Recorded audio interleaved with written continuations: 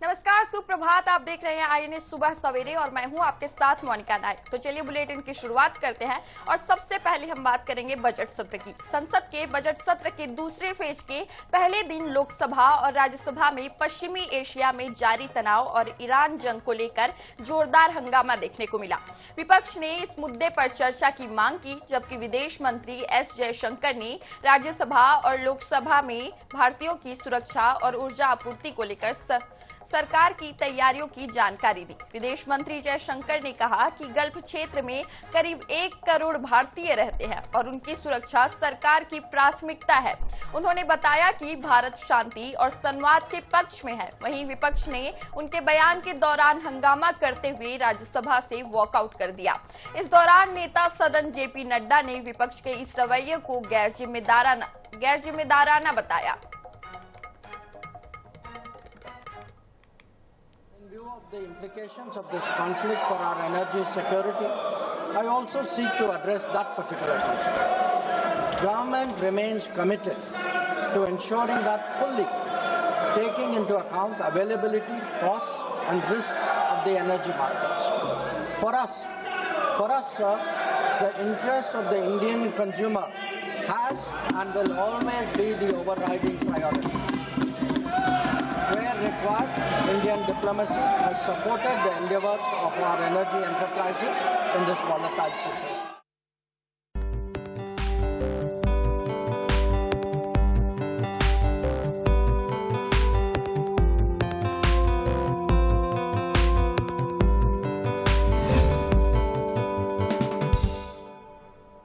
वक्त है CM roundup का। मुख्यमंत्री डॉक्टर मोहन यादव ने जबलपुर दौरे के दौरान प्रदेश की बेटियों के स्वास्थ्य को लेकर बड़ा ऐलान किया है। मुख्यमंत्री ने कहा कि बेटियों को सर्वाइकल कैंसर से बचाने के लिए करीब 4,000 रुपए की लागत वाला एचपीवी टीका मुफ्त लगाया जाएगा। इस दौरान उन्होंने जबलपुर में लगभग 37 करोड़ रुपए के विकास कार्यों का भूमि पूजन और लोकार्पण भी किया। मुख्यमंत्री ने कूनो राष्ट्रीय उद्यान में चीतों के 5 शावकों के जन्म पर खुशी जताते हुए वन विभाग के अधिकारियों और कर्मचारियों की सराहना की। देखिए ये रिपोर्ट। मुख्यमंत्री डॉक्टर मोहन यादव ने जबलपुर को करोड़ों रुपए के विकास कार्यों की सौगात दी। जबलपुर के नेताजी सुभाष चंद्र बोस ऑडिटोरियम में आयोजित कार्यक्रम में मुख्यमंत्री डॉक्टर मोहन यादव ने कहा कि सर्वाइकल कैंसर के कारण बेटियों का जीवन काफी कष्टदायक हो सकता है। अगर 14 वर्ष की उम्र तक और 15वें वर्ष से पहले टीकाकरण हो जाए तो उनके भविष्य को सुरक्षित किया जा सकता है। प्रधानमंत्री नरेंद्र मोदी के नेतृत्व में चल रहे अभियान के तहत करीब 4,000 रुपए का एचपीवी टीका मुफ्त लगाया जा रहा है।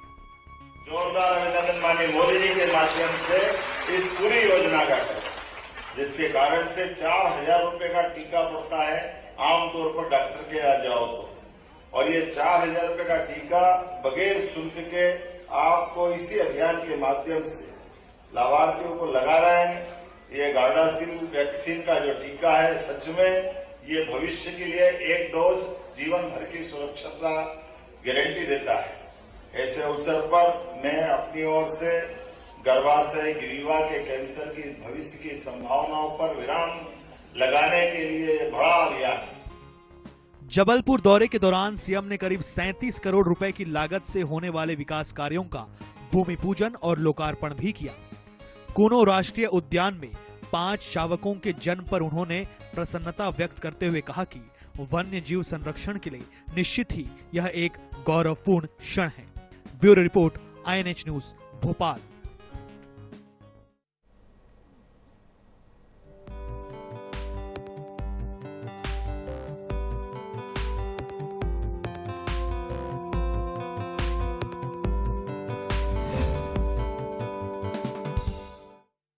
वहीं मध्य प्रदेश की राजनीति में श्योपुर जिले के विजयपुर विधानसभा सीट को लेकर नए सिरे पर बहस शुरू हो गई है।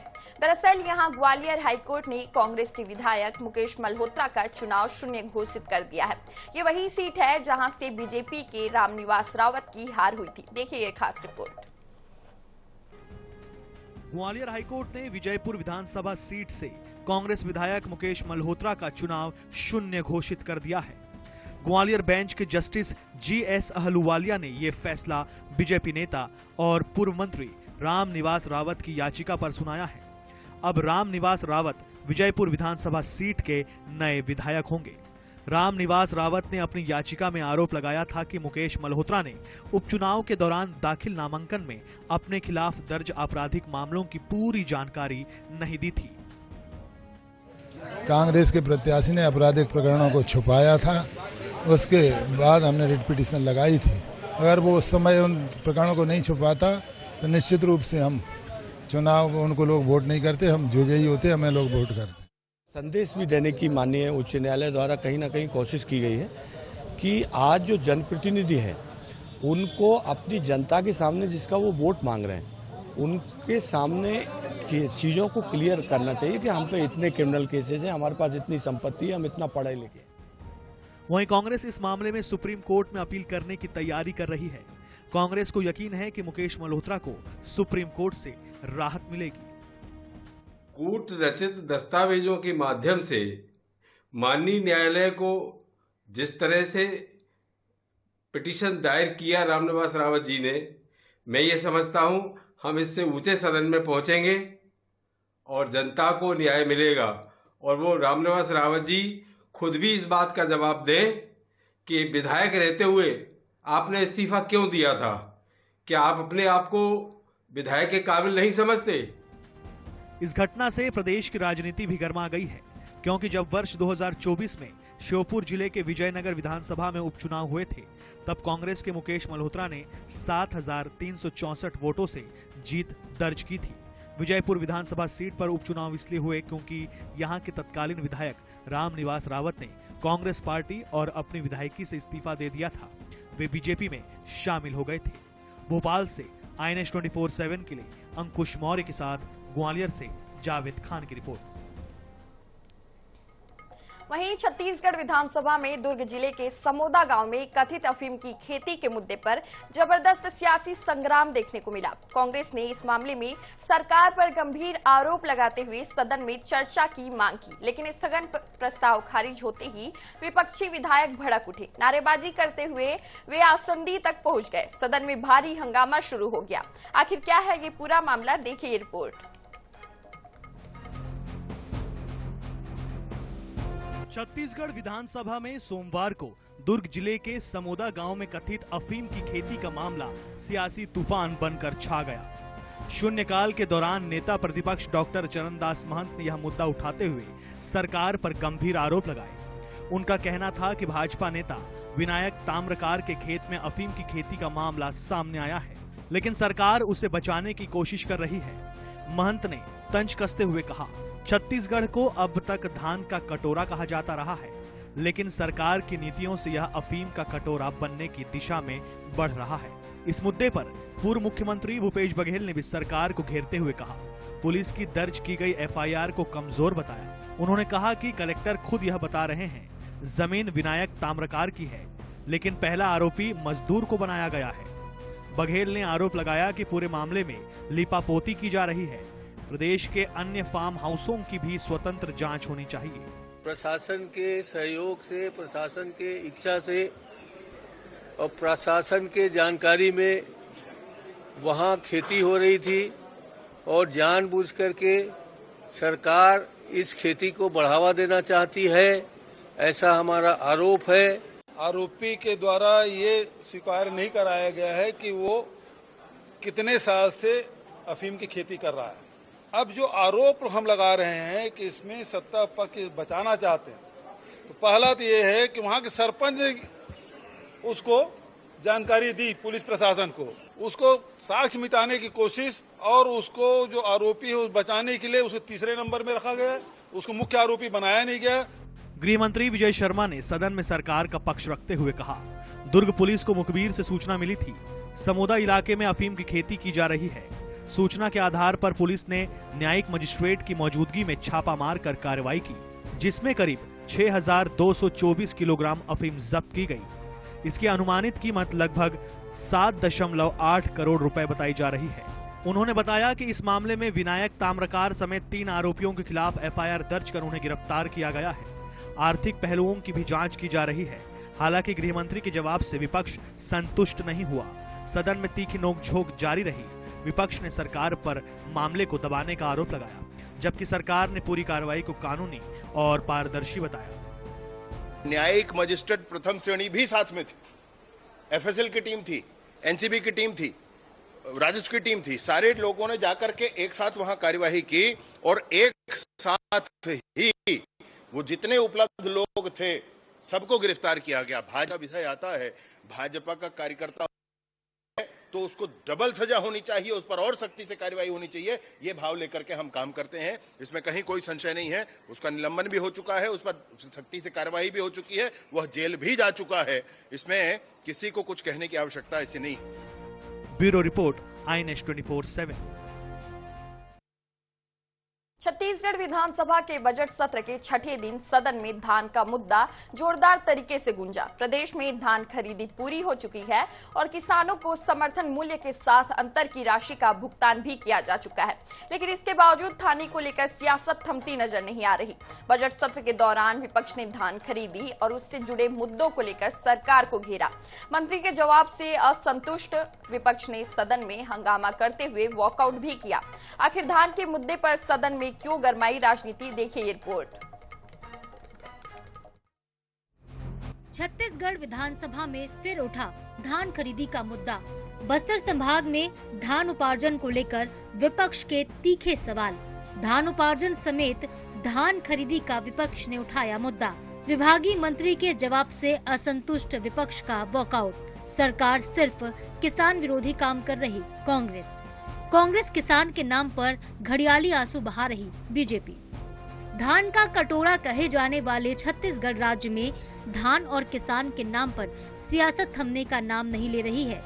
विधानसभा के सत्र में बस्तर संभाग में धान का उपार्जन और खरीदी के नाम पर गड़बड़ी और किसानों की परेशानी का मुद्दा उठा। कांग्रेस की तरफ से वरिष्ठ एमएलए लखेश्वर बघेल ने बस्तर में धान की खरीदी और उठाव के नाम पर सरकार पर फेल्यूर का आरोप लगाया और किसानों को हुई परेशानियों का जिक्र किया। हमारे बस्तर संभाग के 44,000 से अधिक किसानों का धान खरीदी नहीं हुआ। वो ऐसे कौन से किसान है जिनका क्या कारण से धान खरीदी नहीं हुआ और कितने वनाधिकार पट्टाधारी थे, कितना ऋणी थे, कितना अऋणी थे, वो थोड़ा इसको स्पष्ट करेंगे। मुख्यमंत्री जी ने बड़ी उदारता पूर्वक 2 दिन बढ़ाया था, 5 और 6 तारीख को। उसके बाद भी किसान धान नहीं बेच पाए। तो जो किसान ऋणी हैं उन किसानों का धान ये सरकार खरीदेगी क्या, और नहीं है तो उनका कर्जा माफ करेगी क्या, ये प्रश्न है। इतना उत्तर दे दीजिए। सत्ता पक्ष के जवाब से असंतुष्ट विपक्ष ने वॉकआउट तो कर दिया, लेकिन सरकार का दावा है कि किसानों के लिए बीजेपी सरकार सबसे बेहतर काम कर रही है। जो सत्यापन हुआ था, उस टोकन कटा था, बच गया था माननीय अध्यक्ष महोदय। तो माननीय मुख्यमंत्री के द्वारा फिर से किसानों के मांग पे फिर से 5 एवं 6 फरवरी को समय दिया गया अध्यक्ष महोदय, और ये 2 दिन खरीदी और हुआ है। छत्तीसगढ़ में धान और किसान हमेशा से ही राजनीति के केंद्र बिंदु बने रहे हैं। हर सरकार खुद को किसानों का हितैषी बताती है, लेकिन ये भी सच है कि धान के नाम पर सिर्फ राजनीति ही नहीं बल्कि किसान संघ भी सरकारों को घेरते आए हैं। कभी बोनस के नाम पर, तो कभी अंतर की राशि के नाम पर, तो कभी एक मुश्त भुगतान और खाद बीज के नाम पर। बहरहाल धान और किसान को लेकर चर्चा हमेशा ही जारी रहेगी। इससे किसानों का कितना भला होता है ये वक्त ही तय करेगा। गौरव शर्मा, INS 24/7 रायपुर। मध्य प्रदेश में लंबित स्टाइपेंड संशोधन को लेकर जूनियर डॉक्टरों की हड़ताल 16 मार्च तक के लिए स्थगित कर दी गई है। सोमवार को सुबह 9 बजे से हड़ताल रही, जो शाम 5 बजे तक चलती रही। उप मुख्यमंत्री राजेंद्र शुक्ला और चिकित्सा शिक्षा आयुक्त के साथ संयुक्त बैठक के बाद जेडीए ने निर्णय लिया कि अब हड़ताल को 16 मार्च तक स्थगित कर दिया जाए। जूनियर डॉक्टर एसोसिएशन ने अपने आधिकारिक बयान में इसकी पुष्टि कर दी है। बयान में बताया गया है कि बैठक में जूनियर डॉक्टरों की सभी लंबित मांगों पर विस्तृत और सार्थक चर्चा की गई है। इससे पहले सोमवार सुबह 9 बजे से हड़ताल रही। इस कारण गांधी मेडिकल कॉलेज के स्त्री रोग विभाग में PPTCT, counselling and testing centre, fertility clinic, ANC room, Sumit अन्य व्यवस्थाएं प्रभावित होती रही। सीनियर डॉक्टर के साथ जूनियर डॉक्टर यहां की रिस्पॉन्सिबिलिटी संभालते हैं। जूनियर डॉक्टरों के हड़ताल पर होने के कारण मरीज को इलाज के लिए लंबा इंतजार करना पड़ा। वह सुबह से अपनी बारी के इंतजार में बैठे रहे। मरीज अनवर ने बताया कि वह सुबह से काफी परेशान है, पैरों में दर्द है और अन्य बीमारियों के कारण सुबह से इलाज के लिए भटक रहे हैं।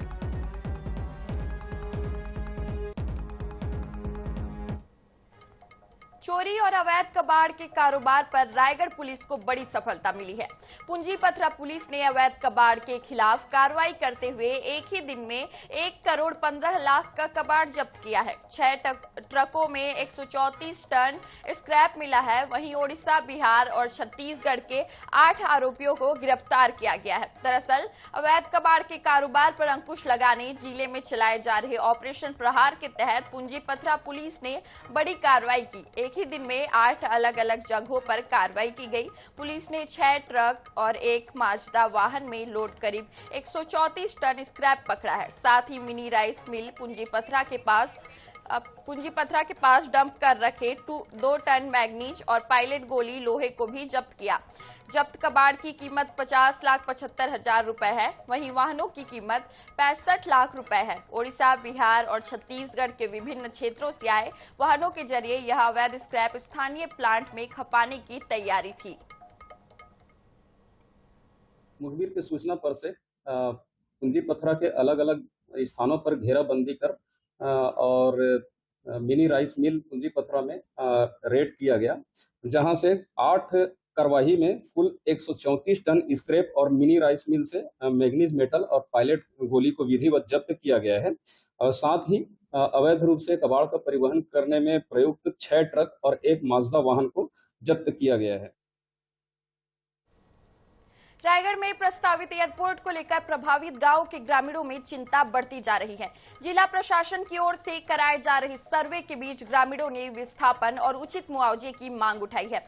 आपको बता दें कि जिले के पुसौर ब्लॉक के कोड़ा तराई में एयरपोर्ट निर्माण प्रस्तावित है, जिसके लिए कोड़ा तराई, जकेला, बेलपाली और औरदा गांव की करीब 800 हेक्टेयर जमीन चिन्हित की गई है। ग्रामीणों का कहना है कि इस परियोजना से 100 से अधिक मकान और बड़ी संख्या में किसानों की जमीन प्रभावित होगी।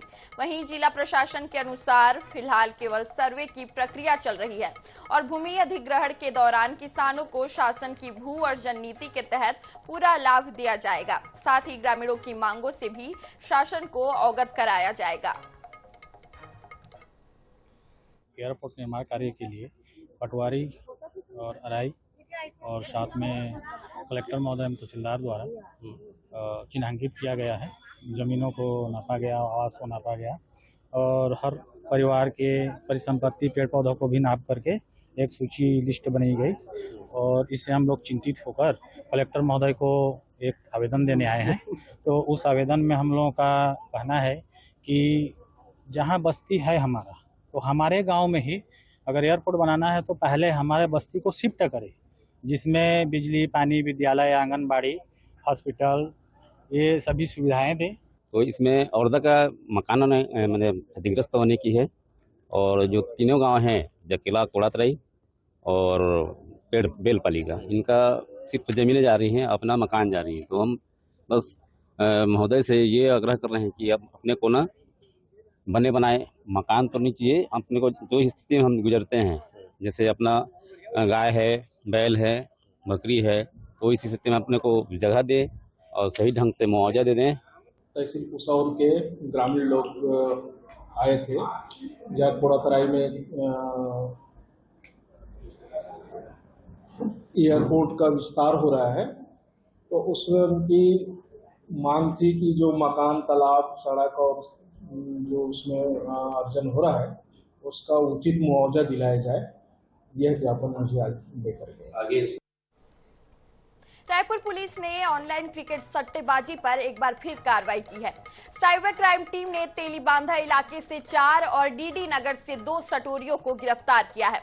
आरोपियों के पास से लैपटॉप, मोबाइल और नकदी बरामद हुई। क्राइम ब्रांच ने बताया कि तेलीबांधा क्षेत्र में ICC T20 world cup final के दौरान कुछ व्यक्ति सट्टा संचालित कर रहे थे। वहीं डीडी नगर में दोनों आरोपी ऑनलाइन सट्टा संचालित कर रहे थे।